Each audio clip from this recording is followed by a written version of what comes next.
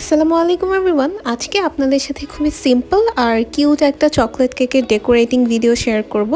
প্রথমে আমি একটা চকলেট কেক বেক করে নিয়ে এটাকে দুটো স্লাইসে ভাগ করে নিয়েছি।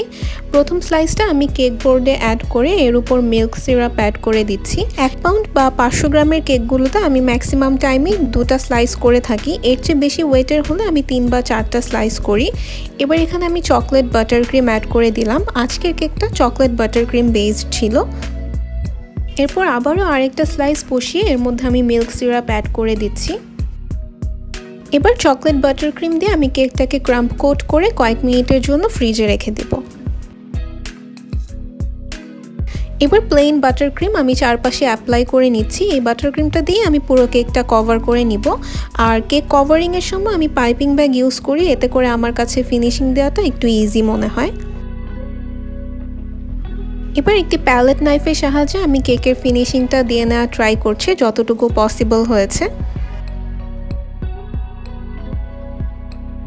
এবার কেকটাকে আমি আরও প্রায় 30 মিনিটের জন্য ফ্রিজে রেখে দিব। ফ্রিজ থেকে বের করে আমি বাকি ডিজাইনটুকু কমপ্লিট করে নিচ্ছি।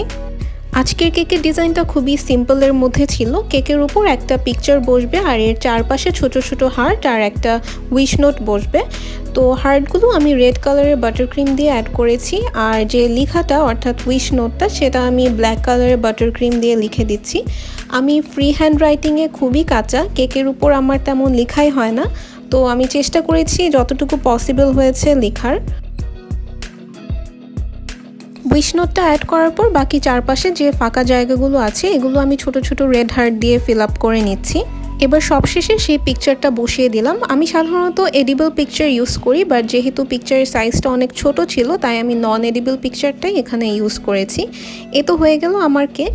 এই ছিল আজকের মতো। আপনাদের সবাইকে অনেক ধন্যবাদ আজকের ভিডিওটি দেখার জন্য।